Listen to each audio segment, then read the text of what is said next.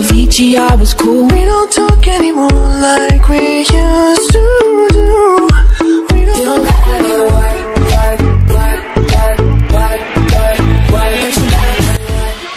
Hello friends, আসসালামু আলাইকুম। তো আপনারা সবাই কেমন আছেন? আশা করি অনেক ভালো আছেন। আজকের ব্লগটা আমরা কোথায় যাচ্ছি আপনারা সবাই জানেন। দিনাজপুরের উত্তরবঙ্গে অবস্থিত দ্য গ্র্যান্ড দাদুবাড়ি পার্ক। আর এই ব্লগটি আমার ফার্স্ট ব্লগ, আশা করি আপনাদের অনেক ভালো লাগবে। তো ভিডিওটা না দেখে কেউ কোথাও যাবেন না। আর যারা যারা ভিডিওটা দেখতেছেন অবশ্যই একটা লাইক করবেন, আর যারা নতুন আছেন অবশ্যই সাবস্ক্রাইব করে রাখবেন।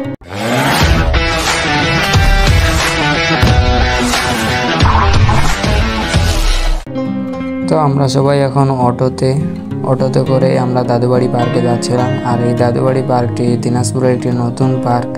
তো আমরা সবাই ফার্স্ট যাচ্ছিলাম দাদুবাড়ি পার্কে। তো সবাই একটু এক্সাইটেড।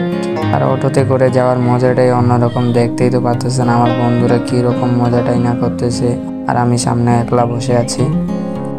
আর আবহাওয়াটাও ভালো ছিল, যার কারণে আমরা আজকে দাদুবাড়ি পার্কে ঘুরতে যাওয়ার প্ল্যান করলাম।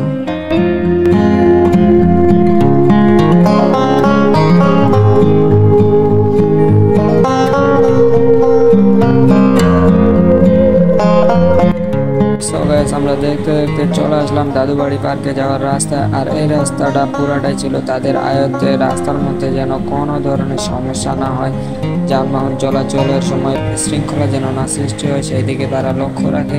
আর তাদের এই বিষয়টা দেখে আমার খুব ভালো লাগে।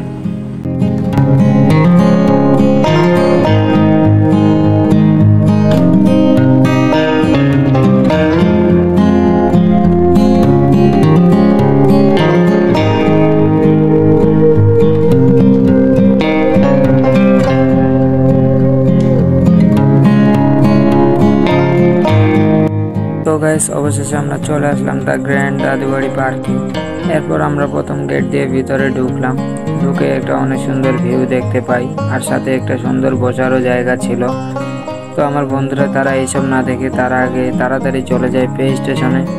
গিয়ে তারা টিকিট নিয়ে আসে, আর টিকিটের সাথে প্রত্যেকজনের জন্য একটা করে কয়েনও নিয়ে আসে। এরপর আমরা সবাই একটু ছবি তুললাম। ছবি তোলা শেষ করে আমরা সবাই লাইনে চলে গেলাম। যদিও একটু ভিড় ছিল, তবে আগের চেয়ে অনেক কম, কারণ কোনো সময় এর চেয়ে অনেক বেশি ভিড় হয়। তবে আমরা সবাই নিয়ম শৃঙ্খলা মেনটেন করে যাচ্ছিলাম। এরপর আমরা আমাদের কয়েনগুলো গেটের বক্সের মধ্যে ঢুকিয়ে দিই, আর গেটটা খুলে যায়, আর আমরা দাদুবাড়ি মেইন পার্কে ঢুকে পড়লাম। এছাড়াও মূলত এখানে 3টি গেট ছিল, যেগুলো পুরোটাই দেখতে ঢাকা মেট্রো রেলের গেটের মতো ছিল। সো গাইস, আমাদের এখানে আসার মূল উদ্দেশ্য ছিল কাচের ব্রিজ দেখব। তো আমরা সর্বপ্রথম কাচের ব্রিজ দেখতে যাই। আর এই ছিল মূলত কাচের ব্রিজ। মোটামুটি ব্রিজটি বড়ই ছিল, তবে এই ব্রিজের নিচ দিয়ে নদীর মতো সিস্টেমটা আমার বেশি ভালো লাগে।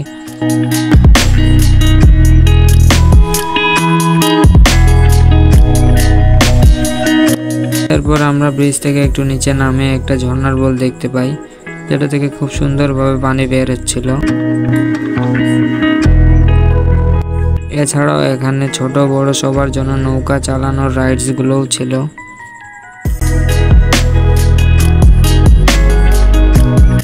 এরপর আমরা এখানে বেশিক্ষণ না দেরি করে চলে আসলাম পার্কের ভিতরে। আর ভিতরে আসার পর অনেক সুন্দর সুন্দর জায়গা দেখতে পাই।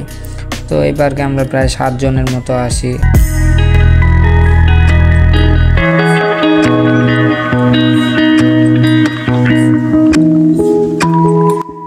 আর এখানে আসার পর রকি ছবি তুলতে চাইলো, যার কারণে মেহেদির ছবি তুলে দিচ্ছিল। আর রকির ছবি তোলার স্টাইলটা আপনাদের কেমন লাগলো অবশ্যই কমেন্টে জানাবেন।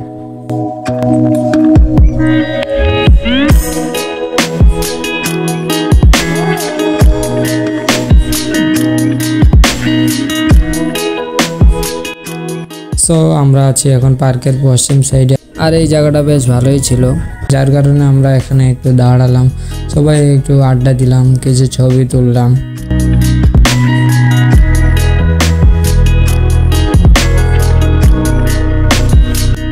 তো ছবি তোলা শেষ করে আমরা সবাই আবার হাঁটতে শুরু করলাম। আর আমরা এখন যাচ্ছিলাম ওয়াটার গ্যালারির দিকে। আর আরেকটা বিষয়, আপনারা যদি দাদুবাড়ি পার্কে প্রথম আসেন তাহলে একটা জিনিস লক্ষ্য করবেন যে এখানে কি পরিমাণ গাছপালা আছে। দেখে মনে হবে আপনি কোনো এক জঙ্গলের মধ্যে আছেন। এছাড়াও এই জঙ্গলের মধ্যে 3টি ড্রাগন বানানো হচ্ছে, যেগুলো ছিল ইটালের তৈরি। আর এই পার্কটি যেহেতু নতুন ছিল, এর কারণে পুরোপুরি এখনো ভালোভাবে তৈরি করা হয়নি। তবে আমরা এখানে আসার পর যা দেখলাম, এই পার্কটি আরো কিভাবে সুন্দর করা যায় তারা এখনো সেই ব্যাপারে তাদের কার্যক্রম চালিয়ে যাচ্ছে।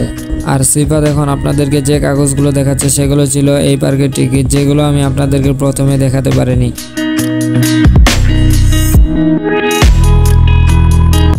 সো দেখতে দেখতে আমরা চলে আসলাম ওয়াটার গ্যালারির সামনে।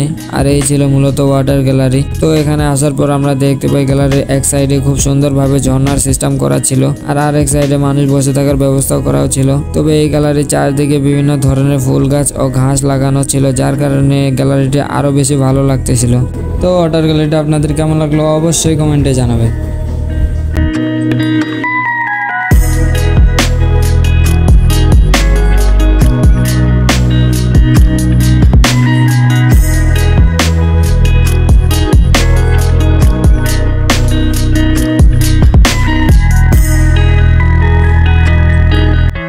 তো আমরা এখন চলে যাব ড্রোন শুট ভিডিওতে, যেটার মাধ্যমে আমরা পুরো দাদুবাড়ি পার্কটি দেখাবো। আশা করি আপনাদের অনেক ভালো লাগবে।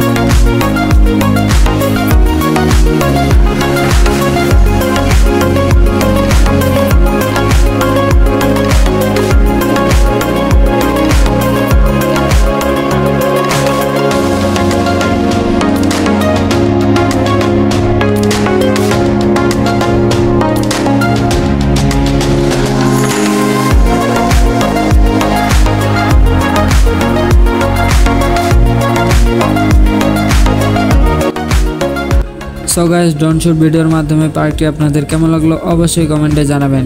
সো আমরা আছি এখন দাদুবাড়ি পার্কের রোবট হাউসের সামনে, যেখানে রোবট শো দেখানো হয়। এছাড়াও এখানে অনেক বড় একটি সুইমিং পুলও আছে, যেখানে ছোট বড় সবার জন্য আলাদাভাবে সুইমিং করার ব্যবস্থা করা হয়েছে।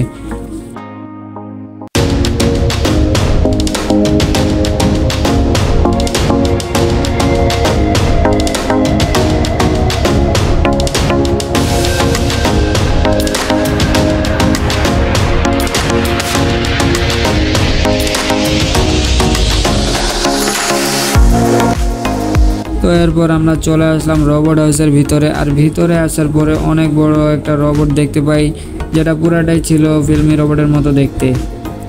আর সামনের এই গ্যালারিতে রোবট শো দেখানো হয়। তো আপনারা যদি রোবট শো দেখতে চান, তো আমি বলবো আপনারা অবশ্যই রাতের বেলা দেখবেন, কারণ রাতের বেলা বিভিন্ন ধরনের লাইট জ্বালানো হয়, যার কারণে রোবট শো দেখতে আরও বেশি ভালো লাগে।